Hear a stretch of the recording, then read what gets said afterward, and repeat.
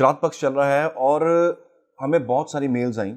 Mails का message मेरे तक पहुंचा कि सर काफ़ी लोगों को इन्फॉर्मेशन चाहिए रिगार्डिंग पितृपक्ष डोनेशन। पितृपक्ष की रेमेडीज़ क्या हो सकती हैं, स्पेशली ओवरसीज़। आज ये वीडियो शूट करने का, आप तक पहुंचने का मेरा मकसद यही है कि जो ओवरसीज़ लोग बैठे हुए हैं, जो भारत में हैं वो तो हैं ही हैं, वो तो कर ही रहे हैं, उनको करना इतना मुश्किल भी नहीं है। लेकिन जो ओवरसीज़ लोग बैठे हुए हैं वो उनको बहुत दिक्कत आ रही है। उनको ये समझ नहीं आ रहा कि डोनेशन क्या करना है और कहाँ करना है। आज का वीडियो दोनों के लिए, हमारे भारत के जो लोग हैं उनके लिए भी, और हमारे जो भाई बहन, जो हमारे क्लाइंट्स हैं, जो हमारे सब्सक्राइबर्स हैं, जो बाहर बैठे हुए हैं, देश से बाहर हैं, उनके लिए भी ये वीडियो है। दोनों के लिए ये बहुत आज फ्रूटफुल रहने वाला है वीडियो, बिकॉज आपको जो मैं चीज़ बताने जा रहा हूँ, आप अपने जहाँ भी रहते हैं, आप जिस भी देश में रहते हैं, जहाँ भी रहते हैं, वहाँ पे आप ये कर सकते हैं। पहले आपको थोड़ा सा लॉजिक समझना पड़ेगा। कुछ प्रश्न ये भी आए लोगों के कि सर हमें तिथियां नहीं पता।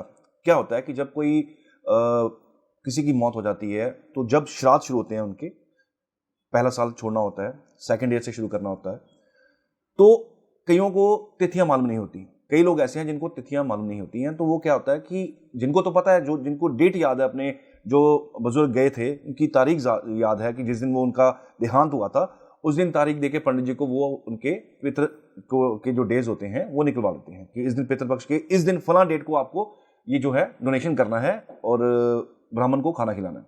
ये तो हो गया उनके लिए सिंपल तरीका। लेकिन मैक्सिमम लोग ऐसे हैं, काफ़ी लोग ऐसे हैं जिनको तिथियां याद नहीं हैं।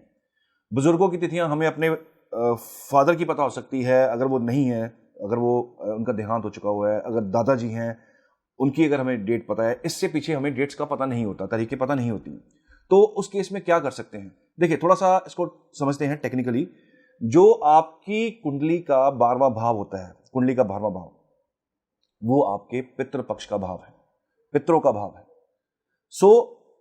वेरी सिंपल, मैं आपको सिंपल तरीके से समझाऊंगा कि आप आराम से समझे भी, इसको कर भी लें। और पितृ दोष अगर आपको लग रहा है, उसके इफेक्ट अगर आपको फील हो रहे हैं, वो वजह है, आपको किसी ने बोला है कि वो वजह है आपकी, तो आप बड़े बड़े उपाय कराओ, जाके पूजाएं कराएं, तर्पण करें, सब कुछ करें, लेकिन आप नहीं हैं इतने वेल ऑफ, नहीं कर सकते हैं, तो आप ये रेमेडीज जरूर कीजिए जो मैं आज आपको बताने जा रहा हूं। ये आप अपनी कुंडली के हिसाब से कर सकते हैं।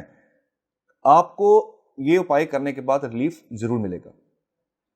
अगर आपको लगता है कि आपके पितृ दोष होने की वजह से आपकी प्रॉब्लम्स बहुत ज्यादा हैं, वो सॉल्व नहीं हो रही हैं, तो ये उपाय आप जरूर कीजिएगा। आप अपनी कुंडली के हिसाब से, अपनी कुंडली को समझिए, अपनी कुंडली के हिसाब से ये रेमेडीज आपने करनी है। जिनको तिथियां याद है वो तो कर ही रहे हैं, जिनको तिथि नहीं याद है वो आखिरी दिन श्राद्ध पक्ष का आखिरी दिन होगा, वो ये रेमेडीज जरूर कर लें, ताकि आपका दोष जो आपको आ रहा है, जिस वजह से आपके कामों में दिक्कतें आ रही हैं, किसी भी एरिया में, आपकी लाइफ में किसी भी एरिया में पितृपक्ष की वजह से, पितृ दोष की वजह से अगर आपको वो दिक्कत आ रही है, तो रेमेडी आपके लिए काम करेगी।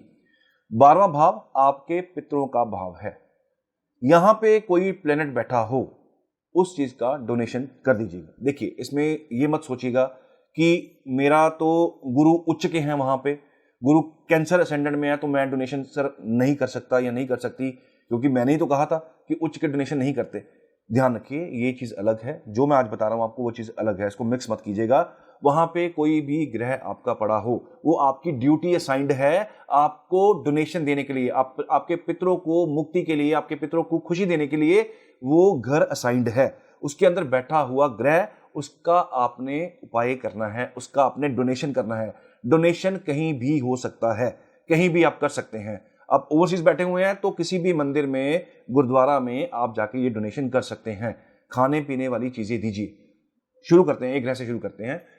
सपोज कीजिए मैंने गुरु की बात की, गुरु अगर आपकी कुंडली के अंदर 12वें भाव में है, किस भी राशि में है, वैसे तो अगर आपको राशि का पर्टिकुलरली पता है कि इसकी राशि का क्या वो है, इंपॉर्टेंस है, तो आप उस राशि का भी डोनेशन कर सकते हैं। जैसे मान लीजिए गुरु अगर आपके कर्क राशि में है, कर्क एक वाटरी साइन है, आपको क्या करना है, आपको चने की दाल लेके पानी में बहानी है।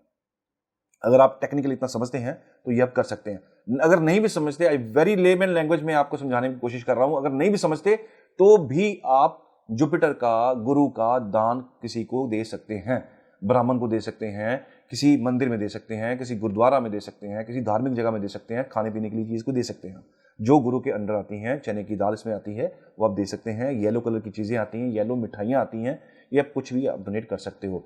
मान लीजिए शनि वहाँ पे आ रहे हैं, तो शनि के अंडर आप किसी को छाता डोनेट कर सकते हैं, आप किसी को जूते डोनेट कर सकते हैं, आप किसी को तवा जिस पे आप खाना बनाते हैं वो डोनेट कर सकते हैं, आप किसी को अगर वो भी नहीं हो सकता तो कम से कम चींटियाँ तो आपको दिखी जाएंगी कहीं ना कहीं, आप जहाँ भी रहते हैं, तो वहाँ पे चींटियों के लिए कुछ फूड डोनेशन कर दीजिए। मंगल की बात करते हैं। मंगल के अंडर आपकी रेड कलर की जो नई ईंट होती है वो आती है, मिट्टी आती है जो कंस्ट्रक्शन में दी जाती है, किसी धार्मिक जगह की कंस्ट्रक्शन के लिए आप रेत, आप ईंटें दे सकते हैं, शहद का डोनेशन कर सकते हैं, आप मंगल से जुड़ी हुई कोई भी चीज का डोनेशन कर सकते हैं। मान लीजिए आपके कुंडली के 12वें भाव में चंद्रमा है, फिर मैं कहूंगा आप असाइंड हो वहां का डोनेशन देने के लिए, स्पेशल पितरों के लिए। चावल आप दे सकते हैं, ये मत सोचिएगा कि मैंने कहा था कि चावल हर किसी को डोनेशन नहीं करना, ये पितृ पक्ष है, पितरों का समय चल रहा है, ये 15 दिन बहुत प्रोमिनेंट है, आखिरी दिन में आप चावल का डोनेशन कर सकते हैं, स्पेशली पितृपक्ष। आगे पीछे के लिए हाँ कुंडली देखनी पड़ेगी, लेकिन इन केस इस केस में आप कर सकते हैं। बात करते हैं आगे। किसी के कुंडली के अंदर 12वें भाव में मान लीजिए बुध पड़े हुए हैं, बुध आपका बिजनेस है, व्यापार है, ट्रांसैक्शन है, आपकी बैंकिंग है, आपका पैसा है जो व्यापार से आ रहा है, आपकी बहन है, आपकी बुआ है, आपकी समझदार इंटेलिजेंस जो है वो भी बुध है, आपका स्पीच जो है वो बुध है। अगर आप स्पीच से रिलेटेड कुछ काम कर रहे हैं, आपको उसके रिलेटेड इशू आ रहे हैं, बुध आपकी कुंडली के अंदर 12वें भाव में ही है, तो बुध से रिलेटेड आप डोनेशन कर सकते हैं। इसमें हरे रंग की मूंग की दाल जो होती है वो डोनेट कर सकते हैं। ग्रीन कलर का कोई कपड़ा ले सकते हैं, बट कपड़े में शाइनिंग ना हो, कॉटन का कपड़ा हो, कपड़े में शाइनिंग ना हो, कपड़ा दे सकते हैं, और अनस्टिच कपड़ा आपने देना है, किसी को डोनेट कर सकते हैं। बात करते हैं आपकी कुंडली के अंदर मान लीजिए राहु ही है, तो राहु के केस में बहुत कुछ आता है। बारले इसके अंदर आती हैं, बारले को आप पानी में डाल सकते हैं, नारियल का आप डोनेशन दे सकते हैं, नारियल किसी को दे सकते हैं, नारियल चढ़ा सकते हैं आप किसी को। नारियल के अंदर जो गिरी होती है, हालांकि वो रिप्रेजेंटेटिव उसके राहु नहीं है अंदर वाली गिरी के, बट आप दे सकते हैं। डायरेक्ट कोई नहीं ले रहा तो किसी को गिरी खिला सकते हैं, वो वाली गिरी होती है वो दे सकते हैं, वो खिला सकते हैं। मान लीजिए कुंडली में केतु आपके 12वें भाव में है, केतु वैसे ही मोक्ष के प्लेनेट हैं, 12वें घर में मोक्ष देते हैं, पाइसिस में अगर स्पेशली हो तो। D1 चार्ट में अगर मैं कालपुरुष की कुंडली की बात करूं तो केतु 12वें घर के अंदर पाइसिस में मोक्ष का कारक माना गया है। यहां पे केतु होना समझिए कि मोक्ष तय है। तो इस केस में आप खट्टी चीजों का डोनेशन कर सकते हैं, नींबू का अचार ले सकते हैं, कोई आप इमली के बने हुए आइटम्स दे सकते हैं, इमली की टॉफियां आती हैं वो दे सकते हैं, खट्टी टॉफियां आती हैं वो दे सकते हैं, किसी को भी आप डोनेट ये कर सकते हैं। अब आपकी कुंडली के अंदर शुक्र है 12वें भाव में, तो आप क्या डोनेशन कर सकते हैं? शुक्र से रिलेटेड जो चीजें होती हैं, मीठी मिठाई, बर्फी स्पेशली व्हाइट कलर की जो होती है वो आप दे सकते हैं, मावे का बना हुआ कोई भी आइटम आप दे सकते हैं। आप कोई कपड़ा अगर किसी को डोनेशन देना है तो आप कोई कपड़ा, खास करके डिजाइनर कपड़ा, और डिजाइनर कपड़ा मतलब कि एटलीस्ट इतना डिजाइनर ना हो, बहुत डिजाइनर ना भी हो, तो इतना डिजाइनर तो हो कम से कम उसके ऊपर एक कोई सुंदर जो लेसेस आती हैं वो आप लगा के, या लगाई मार्केट से लेके, या बना बनाया कपड़ा आप किसी को डोनेट कर सकते हैं। ये जेंट्स के लिए भी कर सकते हैं, ये लेडीज के लिए भी कर सकते हैं। लेडीज के लिए करेंगे तो बहुत अच्छा है, जेंट्स के लिए करना हो तो व्हाइट कपड़ा ले लीजिए, व्हाइट पजामा कुर्ता ले लीजिए, वो आप किसी को डोनेट कर दीजिए। इसके अलावा मिठाई जो होती है वो आप डोनेट कर सकते हैं। लास्ट में बचे सूर्य, जो कि सबसे पहले ग्रह हैं, लेकिन लास्ट में इसलिए बता रहा हूं क्योंकि सूर्य का डोनेशन बहुत जरूरी है, इट्स वेरी वेरी इंपॉर्टेंट, और ये डोनेशन सभी कर सकते हैं अगर सूर्य 12वें भाव में हो तो। क्योंकि जब हम सूर्य को जल देते हैं तो हमारा जल, हम सोच रहे हैं कि हम सूर्य को अपना इंप्रूव करने के लिए दे रहे हैं, बट अगर आप शास्त्र उठा के पढ़ेंगे तो सूर्य ही, हमारा जो जल होता है वो सूर्य को चढ़ता है पितरों की वजह से। सूर्य को आत्मा कहा गया है। आप सूर्य के अंडर आने वाली सारी चीजें आप डोनेट कर सकते हैं। लाल रंग की चीजें सूर्य के अंडर आती हैं। आप गुड़ दे सकते हैं, आप गेहूं दे सकते हैं, आप गेहूं की बोरी किसी को डोनेट कर सकते हैं, वो चाहे पिसवा के इसका जो मर्जी आटा करे बनाए या किसी को दे दे, वो आपकी हेडेक नहीं है, आप दे सकते हैं। ये जो चीजें हैं, इससे रिलेटेड और भी जो चीजें हैं जो इन ग्रहों के साथ जुड़ी हुई हैं वो आप डोनेट कर सकते हैं।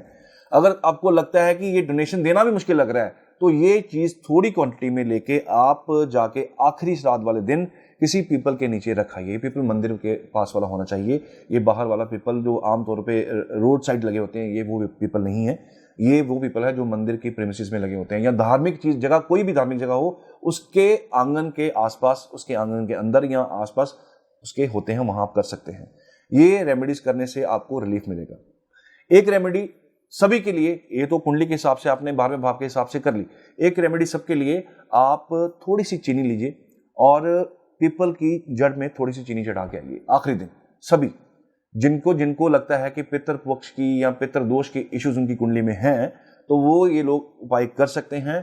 थोड़ी सी चीनी लीजिए और पीपल की जड़ में जाके आखिरी दिन अप्रोक्सीमेटली मॉर्निंग का टाइम हो 10 बजे के आसपास आप जाके ये उपाय कराइए। आपको अपनी कुंडली के अंदर जो इश्यूज आ रहे हैं पितृ दोष की वजह से, 12वें भाव को आपने सॉल्व कर लिया, समझ लीजिए आपका पितृ दोष सॉल्व हो जाएगा। एटलीस्ट इस वजह से प्रॉब्लम नहीं होगी। और रही बात, अगेन लोग पूछ रहे हैं, बार बार पूछ रहे हैं, सर खरीद सकते हैं कुछ, नहीं खरीद सकते। देखिए, घर में प्रवेश नहीं होता, घर नया नहीं लेना होता, रजिस्ट्री नहीं करवानी होती, प्रॉपर्टी रिलेटेड इशू इसमें नहीं करने होते, बाकी आप सब कुछ कर सकते हैं। गोल्ड लीजिए, सोना लीजिए, सोने का भाव आज की डेट में कम हो रखा हुआ है, आगे सोने का रेट बढ़ने वाला है, गुरु मार्गी होने वाले हैं, रेट बढ़ने वाला है। सो इस पीरियड में आप गोल्ड ले सकते हैं, नया कपड़ा ले सकते हैं, नया वाहन ले सकते हैं, कोई व्हीकल लेना चाहते हैं ले सकते हैं। इस पीरियड में कोई मनाही नहीं है, आपके पितर कहीं नाराज नहीं होंगे।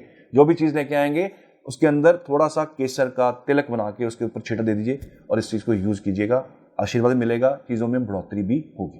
धन्यवाद।